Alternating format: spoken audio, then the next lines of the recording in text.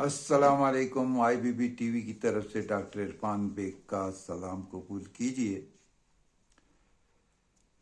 अगर ये जंग अमेरिका ईरान की ना रुकती और 3 माह गुजर जाते तो करोड़ों अफराद कहत से हलाक हो जाते और सबसे ज़्यादा मुतासर होने वाला मुल्क पाकिस्तान होता। तो ये तो एक शुक्र अल्लाह का कि वो अगरचे अभी यही कहा जा रहा है कि ये 15 रोज़ के लिए बंद है, लेकिन मुझे और आप तमाम को उम्मीद है कि ये जो वक्त है और जिस तरह के बयानात दोनों तरफ से लीडरों के आ रहे हैं, उससे इम्कान है कि ये मुस्तकिल जंग बंदी हो जाएगी।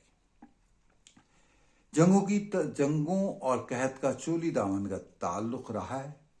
अगर हम जदीद दुनिया को देखें, 110 साल का पुराना रिकॉर्ड देखें, तो जंग अजीम अव्वल के दौरान जो हमारे जो ब्रिटिश इंडिया था, इससे 17.5 लाख अफराद जाके महाजों पर लड़े थे और 50,000 उसमें से जाँ बहक हुए थे।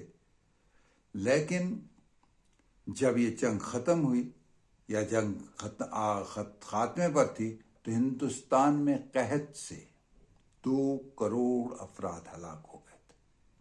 रूस में 1 करोड़ अफराद हलाक हुए थे और जर्मनी में 76 लाख अफराद हलाक हुए थे।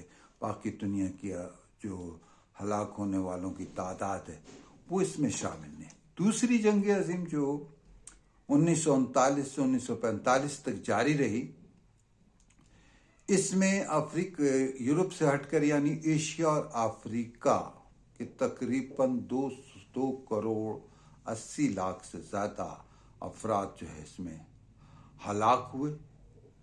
हमारे यहाँ यानी उस वक्त के ब्रिटिश इंडिया में बंगाल में कहत पड़ने से 30 लाख अफराद हलाक हुए। लोगों ने खुराक की खातिर बंगाल में अपने बच्चे फरोख्त किए। चीन पे जापान के कब्जे के दौरान कहत से भूख से 2 करोड़ अफराद जहां बहक हुए, हलाक हुए।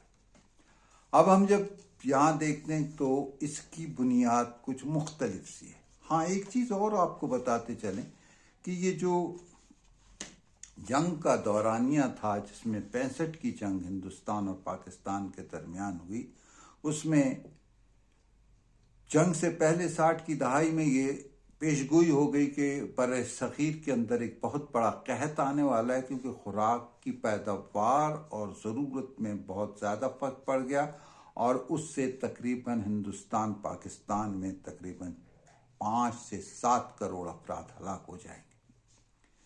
उसी दौरान अमेरिका में साइंसदानों ने मेहनत की और एक बीज दरियाफ्त किया जो पाकिस्तान की, चूंकि उस वक्त अमेरिका से बहुत अच्छी दोस्ती थी, लिहाजा उसका बीज का नाम भी मैक्सी पाक रखा।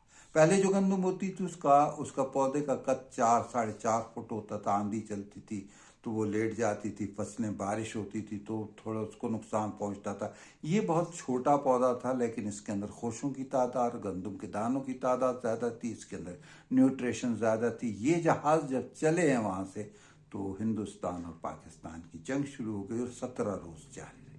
ये जंग भी अगर ज़्यादा जारी रहती तो आने वाली जो फसल थी गंदम की वो नहीं होती और हिंदुस्तान और पाकिस्तान में शायद करोड़ों लोग हलाक या जहाँ बहक हो जाते।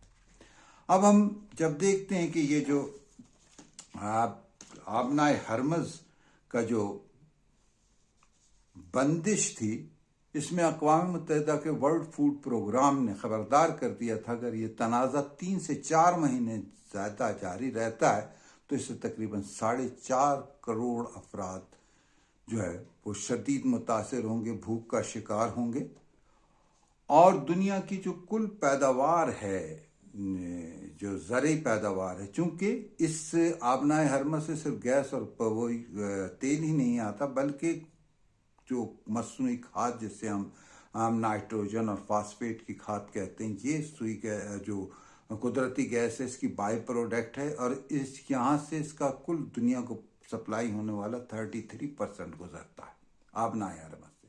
अगर ये रुक जाता तो दुनिया की کل زرعی پیداوار جو ہے اس میں 5% کمی واقع ہو جاتی ہے. اگر اب اس وقت دنیا کی آبادی ہم دیکھیں تو 8.5 ارب ہے. اگر اس کے اندر سے ہم 5% لگائیں تو 40 سے 45 کروڑ افراد اسے شدید بھوک اور اس کا شکار ہو جاتے اگر یہ جنگ طویل چلتی. اور یہ تو 4 مہینے کا اس کا ریکارڈ تھا. جیسے 1 مہینہ 2 مہینہ اوپر ہو جاتا تو اس سے اس کی تعداد میں اضافہ ہو جاتا.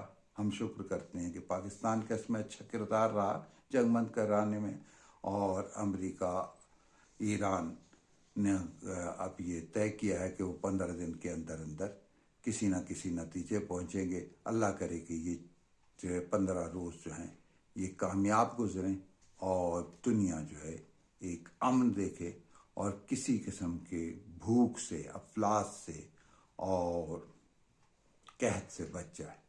اجازت دیجیے، ڈاکٹر عرفان احمد بیگ کو اجازت دیجیے. اللہ حافظ.